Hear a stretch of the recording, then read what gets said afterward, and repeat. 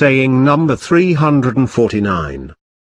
Amir al-Momineen, peace be upon him, said, in the name of Allah, the Beneficent, the Merciful.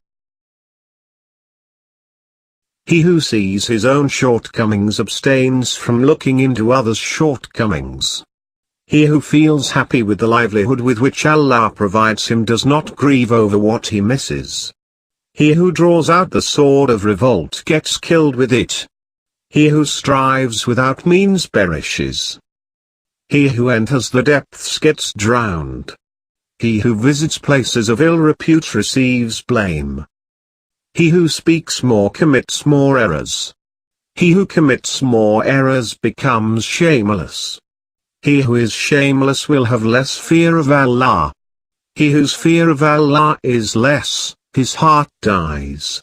He whose heart dies enters the fire. He who observes the shortcomings of others and disapproves of them and then accepts them for himself is definitely a fool.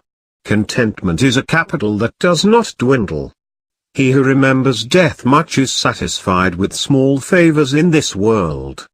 He who knows that his speech is also a part of his action speaks less except where he has some purpose.